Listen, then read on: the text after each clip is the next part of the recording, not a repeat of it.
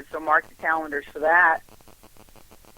ASAP Entertainment is putting on an event at the Old South Pittsburgh Hospital, October 9th and 10th. So be sure to look at ASAP's page for that as well.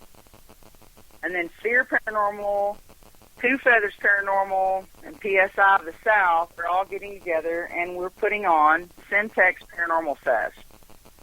We've got a few vampires, a couple of psychics, maybe an equipment engineer that makes all this cool ghost hunting equipment, some investigators, and several cool places to investigate. So check that out. It also has a Facebook page. It's Syntex Paranormal Fest. So look on there, and there is a link for that to get your ticket.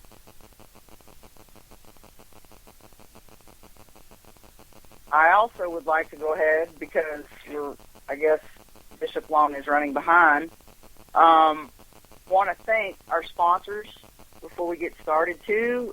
Syntex Roof Systems in Waco, Texas, and ASAP Entertainment, LLC.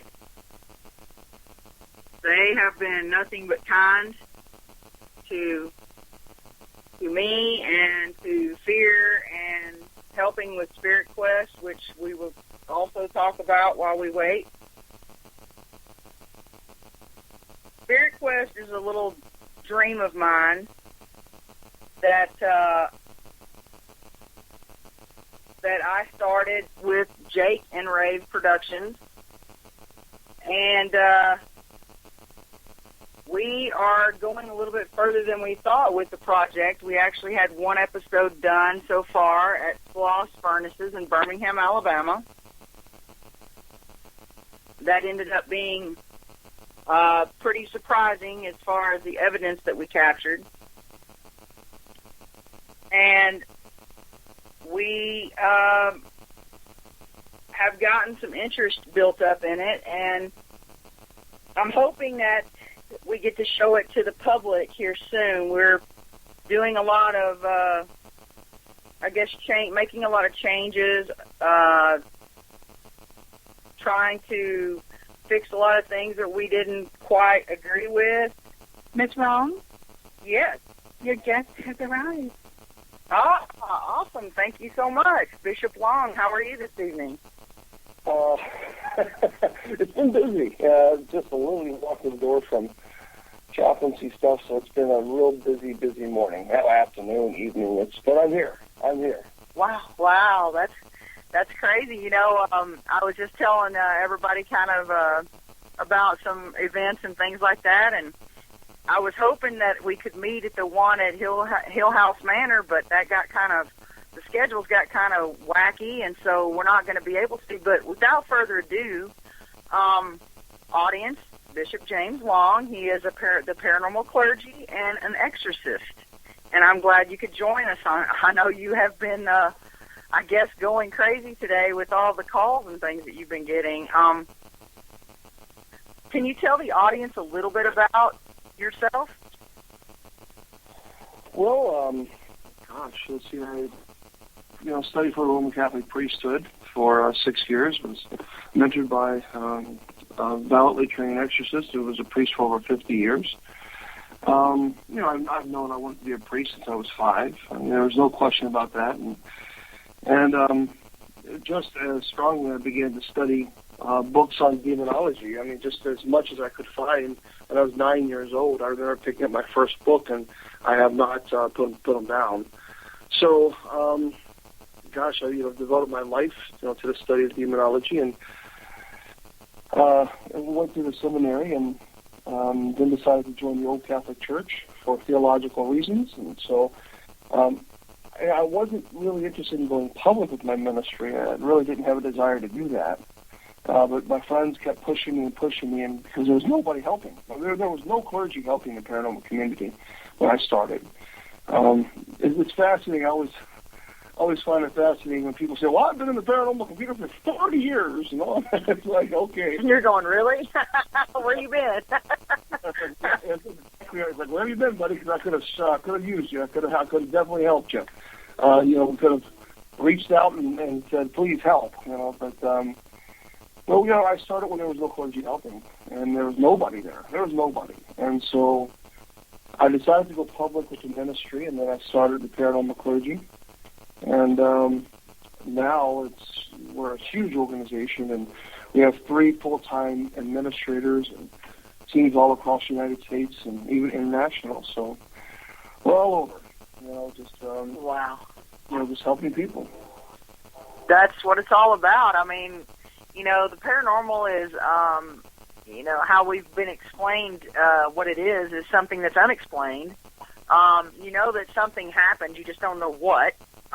It kind of can't be explained, but the paranormal clergy, that is very interesting because, yes, a long time ago, we didn't even speak of anything paranormal because people would think we were nuts. And then for any of the clergy or, parishioners or at all to even act like they bought into it, I know caused some riff. Now, my religion, when I was, a little child, I was raised around Baptist and Assembly of God, which was very scary to a child.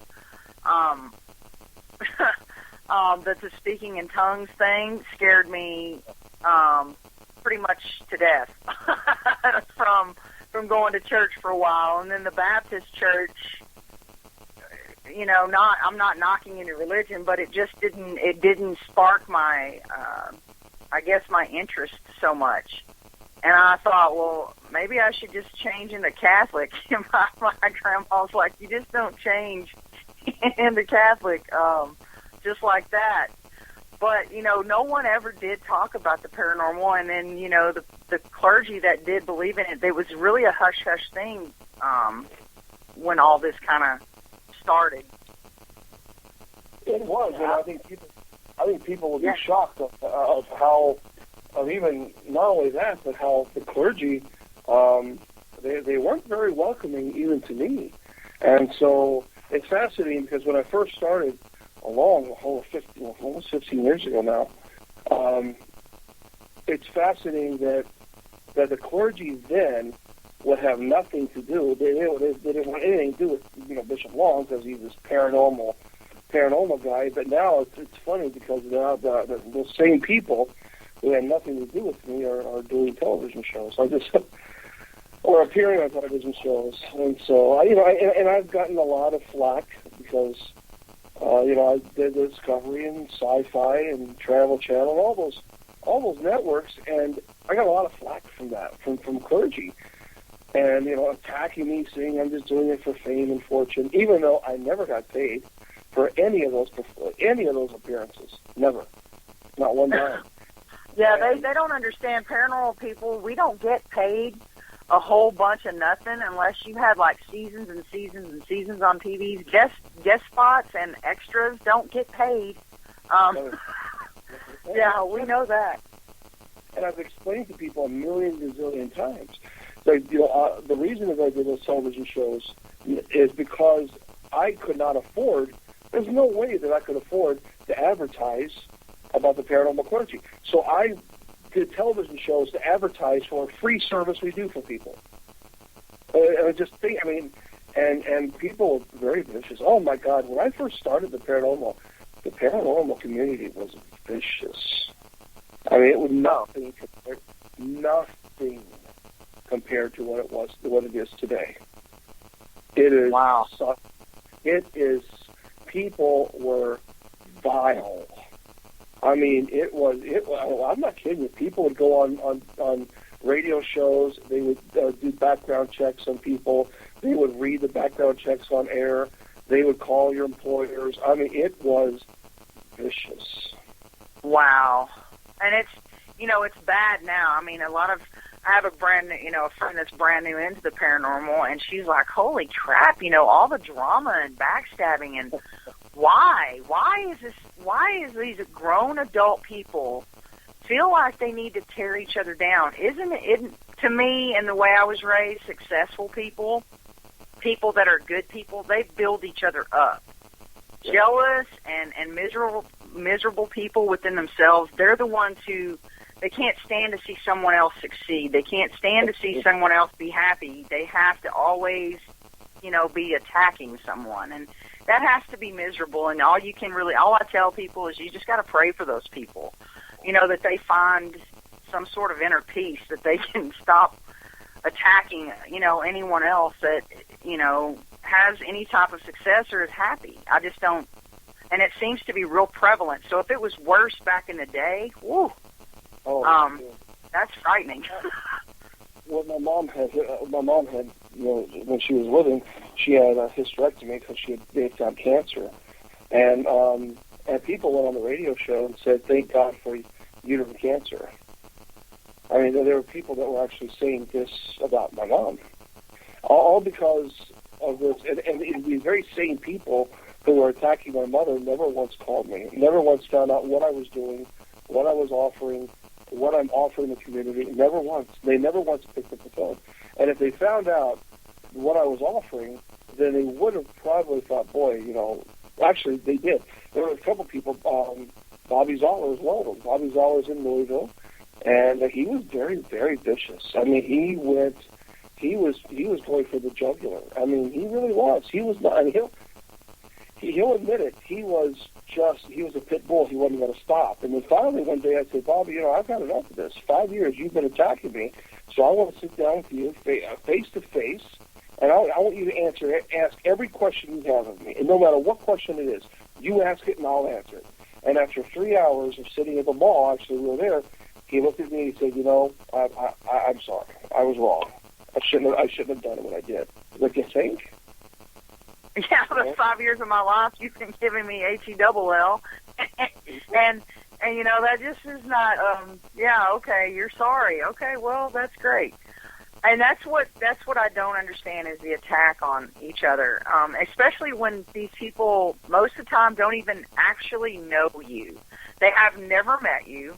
They have never sat down and had a discussion with you, but they have so much hate in their heart that it really is sad. And it does make me sad for people like that.